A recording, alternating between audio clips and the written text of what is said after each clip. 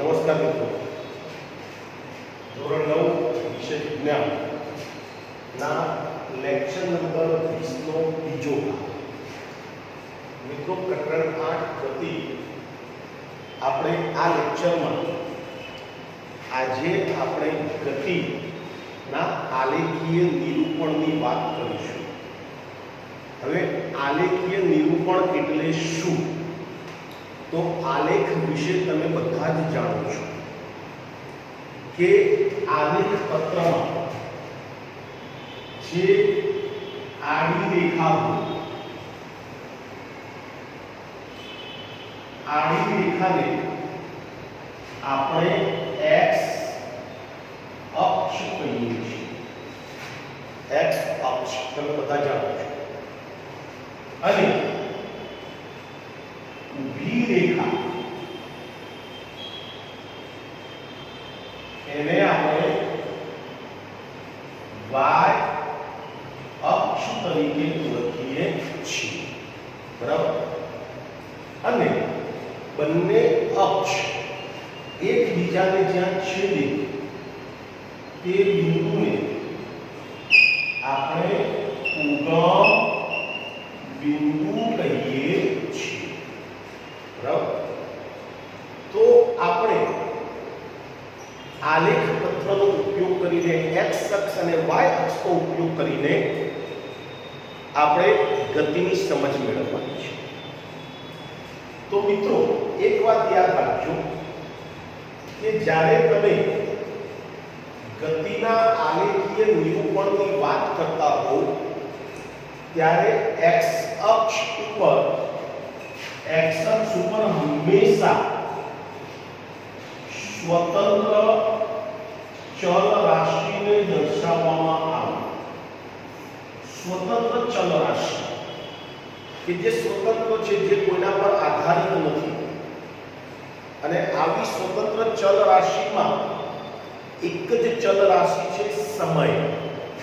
તો મિત્રો યાદ રાખજો, જ્યારે આપણે ગતિના આલેખોની વાત કરીશું ત્યારે તમારે એટલું ધ્યાનમાં રાખવાનું છે કે ગતિના આલેખોમાં સમય હંમેશા x અક્ષ પર આવશે. બરાબર? જેને સ્વતંત્ર ચલ રાશિ કહેવાય. અને y અક્ષ પર પરતંત્ર ચલ રાશિ દર્શાવવામાં આવે.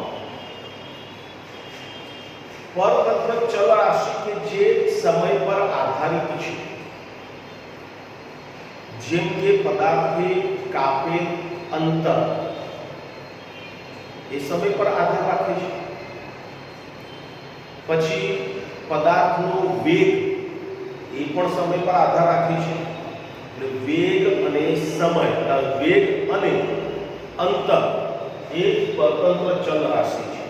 એટલે y અક્ષ ઉપર આપણે અંતરને દર્શાવીશું અથવા y અક્ષ ઉપર આપણે વેગને દર્શાવીશું. બરાબર?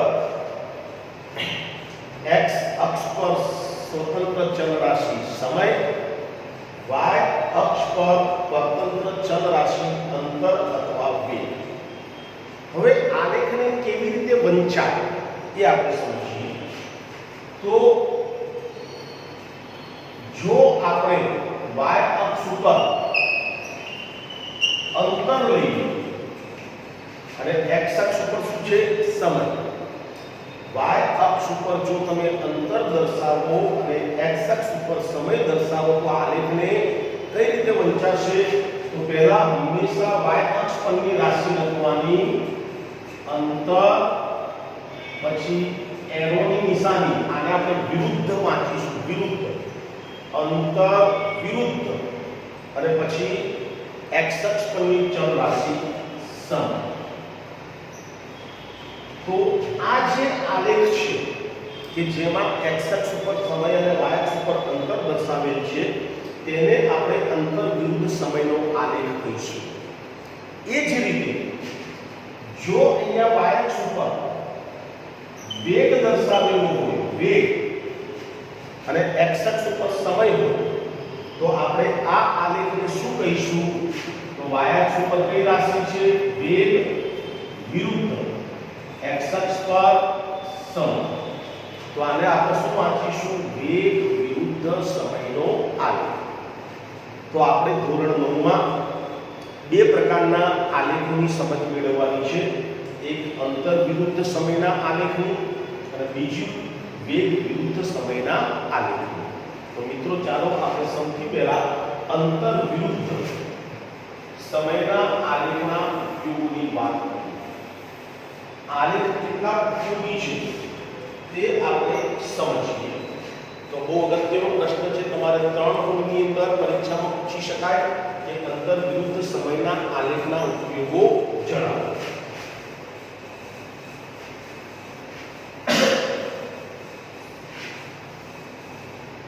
તો અંતર વિરુદ્ધ સમયના આલેખના ઉપયોગ. તો અંતર વિરુદ્ધ સમયના આલેખનો પહેલો ઉપયોગ કયો છે? તો કે તમને અંતર વિરુદ્ધ સમયનો આલેખ આપેલો હોય ને, તો તે આલેખ પરથી તે પદાર્થ કે જે પદાર્થ માટે તમને આલેખ આપેલું છે તે પદાર્થ નિયમિત ગતિ કરે છે કે અનિયમિત ગતિ, એ માત્ર તમે આલેખને જોઈને કહી શકો. એ સિવાય અંતર વિરુદ્ધ સમયના આલેખ પરથી પદાર્થની ગતિનો પ્રકાર પણ તમે જાણી શકો. કેવી રીતે? તો ધારો કે એક પદાર્થ માટે અંતર વિરુદ્ધ સમયનો આલેખ આ પ્રકારનો તમને આપેલો છે. આ x અક્ષ અને આ y અક્ષ. અહીંયા ઉગમ બિંદુની સંખ્યા કઈ આવે? g. x અક્ષ ઉપર આપણે શું દર્શાવીશું? સમય. તો ધારો કે 1 સેન્ટીમીટરના અંતરે આપણે સમય લઈએ 5 second, 10 second, 15 second, 20 second, 25 second. સમય અહીંયા સમય આપણે કયા એકમમાં લીધો છે? સેકન્ડ. અને y અક્ષ પર આપણે દર્શાવીએ અંતર. અંતર કયા એકમમાં? મીટર. તો 10 મીટર, 20 મીટર, 30 મીટર, 40 મીટર. આલેખ વિશે તમે બહુ સારી રીતે જાણો છો. અહીંયા આપણે x અક્ષ ઉપર 1 સેન્ટીમીટર બરાબર 5 સેકન્ડનો સમય લીધો છે. 5, 10, 15, 20, 25. અને y અક્ષ ઉપર 1 સેન્ટીમીટર બરાબર આપણે 10 મીટર જેટલું અંતર લીધેલું છે. હવે આ અંતર વિરુદ્ધ સમય. હવે જો કોઈ ગતિમાન પદાર્થનો અંતર વિરુદ્ધ સમયનો આલેખ આ પ્રકારનો હોય,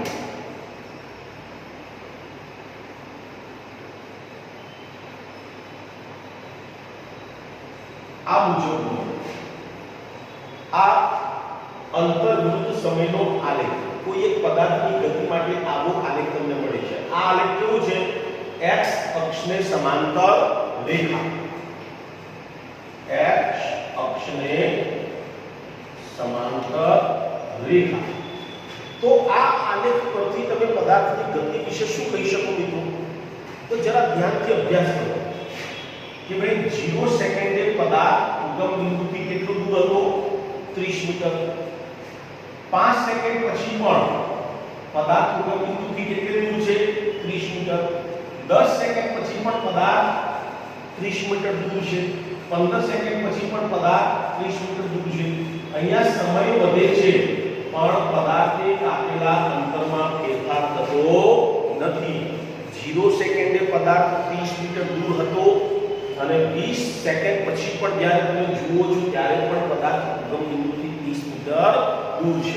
એનો અર્થ એ થયો કે પદાર્થ ગતિ કરતો નથી.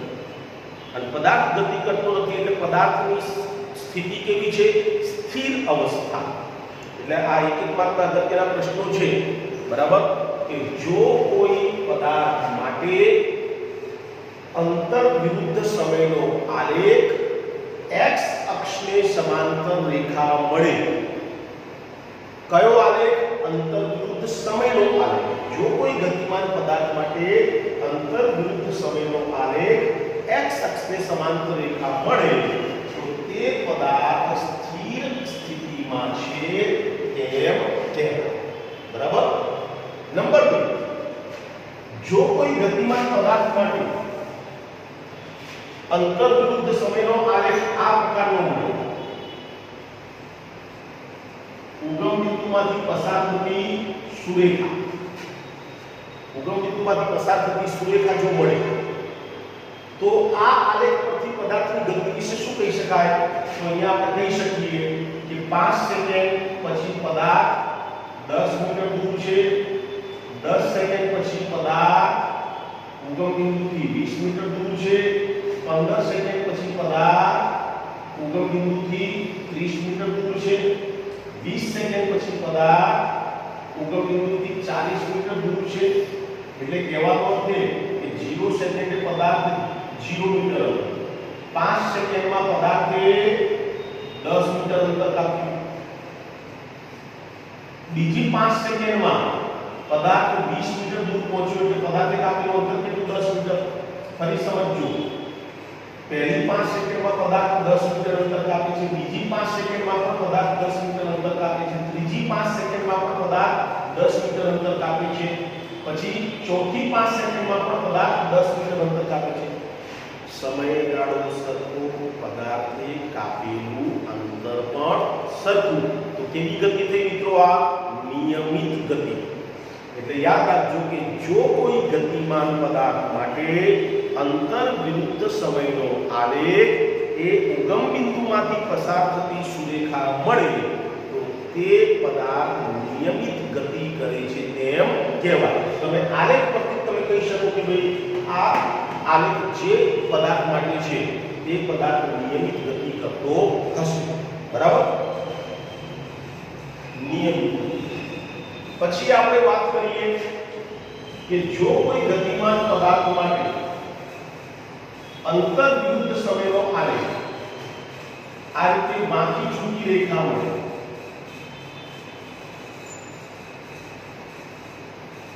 બાકી છૂટી રેખા, તો તમે સ્વાભાવિક રીતે કહી શકો કે અહીંયા અંતર વિરુદ્ધ સમયનો આલેખ બાકી છૂટી રેખા છે એટલે કે પદાર્થ સમયના સરખા ગાળામાં સરખું અંતર કાપતો નથી. તો આવો આલેખ બાકી છૂટી રેખા એ પદાર્થની કઈ ગતિ દર્શાવે છે? અનિયમિત ગતિ. બરાબર. અને અગત્યનો આ પ્રશ્ન કે જો કોઈ ગતિમાન પદાર્થ માટે અંતર વિરુદ્ધ સમયનો આલેખ આવો મળે, આને પરવલયાકાર કહેવાય. તો યાદ રાખજો આ જે આકાર છે પરવલયાકાર કહેવાય. જો કોઈ ગતિમાન પદાર્થ માટે અંતર વિરુદ્ધ સમયનો આલેખ પરવલયાકાર મળે તો આપણે કહી શકીએ કે તે પદાર્થ અચળ પ્રવેગી ગતિ કરે છે. એક માર્કના પ્રશ્નમાં પૂછાય કે ગતિમાન પદાર્થ માટે અંતર વિરુદ્ધ સમયનો આલેખ પરવલયાકાર મળે તો તે પદાર્થની ગતિનો પ્રકાર જણાવો. કેવી ગતિ? અચળ પ્રવેગી ગતિ. અથવા તો બીજી રીતે પ્રશ્ન પૂછાય કે અચળ પ્રવેગી ગતિ કરતા પદાર્થ માટે અંતર વિરુદ્ધ સમયનો આલેખ કેવો મળે છે? તો જવાબ શું આવશે? પરવલયાકાર. ઓકે, આશા રાખું છું સમજાઈ ગયું હશે કે અંતર વિરુદ્ધ સમયના આલેખ પરથી આપણે પદાર્થ નિયમિત ગતિ કરે છે કે અનિયમિત ગતિ તે જાણી શકીએ છીએ. સાથે સાથે પદાર્થની ગતિનો પ્રકાર પણ કહી શકીએ છીએ. એના 4 ઉદાહરણો મેં આપ્યા કે જો અંતર વિરુદ્ધ સમયનો આલેખ x અક્ષને સમાંતર રેખા હોય તો તે પદાર્થની સ્થિર સ્થિતિનું સૂચન કરે છે. જો અંતર વિરુદ્ધ સમયનો આલેખ સુરેખા મળે તો તે નિયમિત ગતિ દર્શાવે છે. જો અંતર વિરુદ્ધ સમયનો આલેખ વાંકી ચૂકી રેખા મળે તો તે અનિયમિત ગતિ દર્શાવે છે. અને જો અંતર વિરુદ્ધ સમયનો આલેખ પરવલયાકાર મળે તો તે અચળ પ્રવેગી ગતિનું સૂચન કરે છે. હવે બીજો ઉપયોગ કે અંતર વિરુદ્ધ સમયના આલેખ પરથી આપેલ સમયગાળામાં પદાર્થનું અંદાજિત સ્થાન જાણી શકાય છે. અહીંયા જે આપણે નિયમિત ગતિ કરતા પદાર્થ માટેનો આલેખ દોરીએ, જે કેવો મળે આપણને સૂર્ય.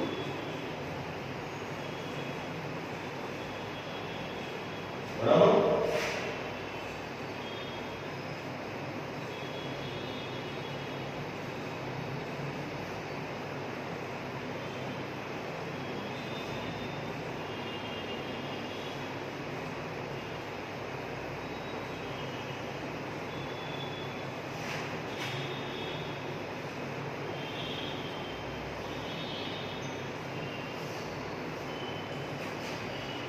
મિત્રો આપણો આલેખ આ છે. નિયમિત ગતિ કરતા પદાર્થનો આલેખ. હવે તમારી સામે આ આલેખ આપેલો છે અને તમને પૂછવામાં આવે કે ભાઈ આલેખ પરથી જણાવો કે 15 સેકન્ડ પછી પદાર્થનું સ્થાન ક્યાં છે. બરાબર. હવે તમને પ્રશ્ન પૂછવામાં આવે કે 15 સેકન્ડ પછી પદાર્થનું અંદાજિત સ્થાન જણાવો, તો તમારે શું કરવાનું? 15 સેકન્ડ આલેખ પર 15 સેકન્ડ જ્યાં દર્શાવેલ છે ત્યાં તમે આવો. હવે 15 સેકન્ડમાંથી તમે એક શિરોલંબ રેખા, સીધી રેખા તમે દોરો. બરાબર. x અક્ષને લંબ રેખા. આ રેખા આલેખને જ્યાં છેદે તે બિંદુમાંથી તમે આ રીતે y અક્ષને લંબ રેખા દોરો. બરાબર. y અક્ષને લંબ રેખા ક્યાં છેદે છે? 30 પર. તો એવું કહી શકાય કે 15 સેકન્ડ પછી પદાર્થ ઉગમ બિંદુથી 30 મીટર દૂર હશે. આમ આપણે અંતર્ગત સમયના આલેખ પરથી આપેલા સમયગાળામાં પદાર્થનું અંદાજિત સ્થાન કહી શકીએ છીએ. બરાબર. આપેલા સમયગાળામાં પદાર્થનું અંદાજિત સ્થાન કહી શકીએ છીએ. એટલે 15 સેકન્ડ પછી પદાર્થ ઉગમ બિંદુથી લગભગ 30 મીટર દૂર હશે. હવે એ જ પ્રમાણે ચોક્કસ સ્થાને પહોંચતા પદાર્થને અંદાજિત કેટલો સમય લાગશે? તમને એવો પ્રશ્ન પૂછવામાં આવ્યો કે ભાઈ આલેખ પરથી જણાવો કે ઉગમ બિંદુથી 40 મીટર દૂર પહોંચતા પદાર્થને લગભગ કેટલો સમય લાગશે? ઉગમ બિંદુથી કેટલે દૂર પહોંચતા? 40 મીટર દૂર પહોંચતા. તો આપણે ઉગમ બિંદુથી 40 મીટર દૂર, ચાલો અહીંયા આગળ આપણે y અક્ષને સમાંતર રેખા દોરીએ. y અક્ષને સમાંતર રેખા એ આલેખને અહીંયા છેદે. ત્યાંથી આપણે x અક્ષને y અક્ષને લંબ રેખા દોરવાની. ત્યાંથી આપણે x અક્ષને લંબ રેખા દોરો. એ ક્યાં આવે છે? 20 પર. તો તમે એવું કહી શકો કે ઉગમ બિંદુથી 40 મીટર દૂર પહોંચતા પદાર્થને લગભગ 20 સેકન્ડ જેટલો સમય લાગશે. આમ ચોક્કસ સમયે પદાર્થનું અંદાજિત સ્થાન કહી શકાય અને ચોક્કસ સ્થાને પહોંચતા પદાર્થને લાગતો અંદાજિત સમય પણ આપણે અંતર્વિરુદ્ધ સમયના આલેખ પરથી કહી શકીએ. હવે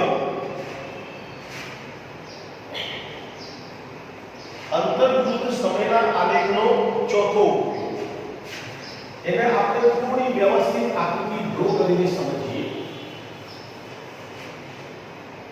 હવે ધારો કે આલેખ પત્રમાં આપણે આ રીતે શિરોલંબ રેખા એટલે y અક્ષને ડ્રો કરીએ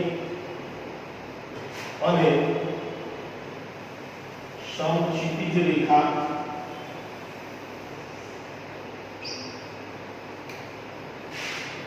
x અક્ષને ડ્રો કરીએ. અહીંયા આપણે 1 સેન્ટીમીટર પર આ ઉગમ બિંદુ O જેને સંગત સંખ્યા 0, 1 સેન્ટીમીટર બરાબર 5 સેકન્ડનો સમય લઈએ. 5 10 15 20 25 આપણે શું દર્શાવ્યું છે? સમય, સેકન્ડ. અને અહીંયા આપણે 1 સેન્ટીમીટર બરાબર 10 मीटर के लिए 10, 20, 30, 40, 50 आ अंतर है एकम मीटर बराबर। હવે અહીંયા આપણે 5 સેકન્ડ પછી ધારો કે પદાર્થ 10 મીટર અંતર કાપે છે 5 સેકન્ડમાં, 10 સેકન્ડમાં પદાર્થે ટોટલ 20 મીટર અંતર કાપ્યું, 15 સેકન્ડમાં પદાર્થે ટોટલ 30 મીટર અંતર કાપ્યું,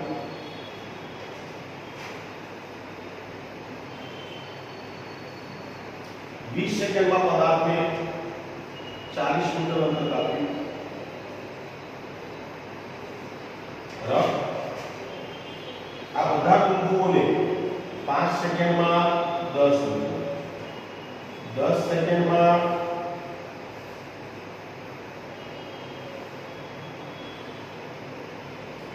10 સેકન્ડમાં 20 મીટર, પછી 15 સેકન્ડમાં 30 મીટર, બરાબર। અને 20 સેકન્ડમાં પદાર્થે કાપેલું અંતર એ 40 મીટર।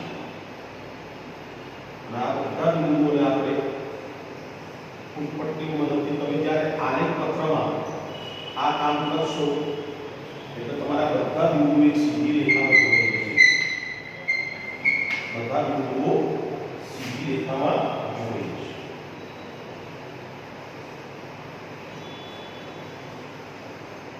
બરાબર। આ સુરેખા। હવે તમારી પાસે નિયમિત ગતિ કરતા પદાર્થનો આ આલેખ હોય તો આ આલેખ પરથી તમે પદાર્થની ઝડપનું મૂલ્ય શોધી શકો। કેવી રીતે? તો એની માટે તમારે આલેખના ઢાળનું મૂલ્ય મેળવવું પડે। શેનું મૂલ્ય? ઢાળનું। હવે ઢાળ કોને કહેવાય? તો એની માટે તમારે શું કરવું પડશે? તો આ આલેખ છે, એ આલેખ પરનું કોઈ એક બિંદુ પસંદ કરો। ધારો કે આપણે આ બિંદુ પસંદ કરીએ, નામ આપીએ A।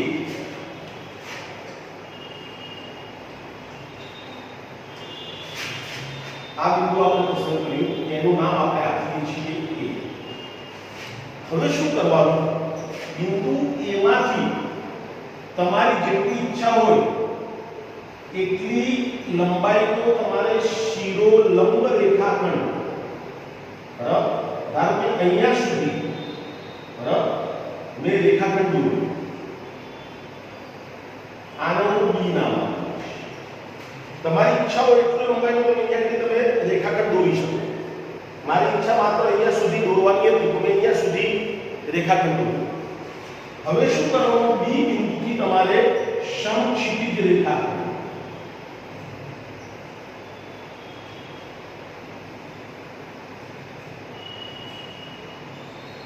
કે જે આલેખને C બિંદુમાં છે, બરાબર, આ C। આ રીતે તમારે શું કરવાના? જે તમારી પાસે આલેખ છે, આલેખ પરનું એક બિંદુ પસંદ કરવો, તે બિંદુમાંથી તમારે યોગ્ય લંબાઈનો શિરોલંબ રેખાખંડ દોરવાનો। એ રેખાખંડ જ્યાં પૂરો થાય ત્યાંથી તમારે સમક્ષિતિજ રેખાખંડ દોરવાનો કે જે આલેખને બિંદુ C માં છે। હવે આના ઢાળનું મૂલ્ય એટલે શું? તો ઢાળ એટલે શિરોલંબ રેખાખંડ AB છેદમાં સમક્ષિતિજ રેખાખંડ BC। AB છેદમાં BC એ તમને આ ઢાળનું મૂલ્ય આપશે, બરાબર। ચાલો AB, તો AB ની કિંમત કેટલી થશે? ચાલો A ને સંગત સંખ્યા કઈ છે? 40 અને B ને સંગત સંખ્યા કઈ છે? 20। તો 40 - 20 એટલે આ લંબાઈ કેટલી થશે? 20 મીટર। 40 - 20 એટલે આ AB રેખાખંડની લંબાઈ કેટલી થશે? 20 મીટર। AB રેખાખંડની લંબાઈ એટલે આટલી લંબાઈ 20 મીટર છેદમાં BC। ચાલો B ને સંગત સંખ્યા અહીંથી જુઓ કેટલી સેકન્ડ? 20 સેકન્ડ। અને C ને સંગત સંખ્યા કેટલી છે? 10 સેકન્ડ, બરાબર। હવે આપણે આ લંબાઈ મેળવવી છે તો 20 - 10 20 - 10 એટલે શું આવશે 10 સેકન્ડ અહીંયા આપણે સમય લઈશું 20 - 10 એટલે 10 સેકન્ડ આ લંબાઈ 20 - 10 એટલે 10 સેકન્ડ થશે એટલે 20 ની લંબાઈ 10 સેકન્ડ 0 0 ગયા 2/1 એટલે 2 મીટર પ્રતિ સેકન્ડ આ જે ઢાળનું મૂલ્ય આવ્યું એ મૂલ્ય તમને પદાર્થની ઝડપનું મૂલ્ય દર્શાવે છે એટલે નિયમિત ગતિ કરતા પદાર્થમાં મળતી સુરેખાનો ઢાળ એ પદાર્થની ઝડપનું મૂલ્ય આપે છે આ રીતે તમે ગમે તે દોરીને લઈ શકો તમને મૂલ્ય એક સરખું મળશે 2 મીટર પ્રતિ સેકન્ડ તો મિત્રો આશા રાખું છું કે અંતર વિરુદ્ધ સમયના આલેખના આ ઉપયોગો તમે ખૂબ સારી રીતે સમજી લીધા હશે અને ખૂબ સારી રીતે તૈયાર કરી નાખજો હવે પછીના લેક્ચર નંબર 21માં આપણે વેગ વિરુદ્ધ સમયના આલેખની વાત કરીશું ત્યાં સુધી જય શ્રી કૃષ્ણ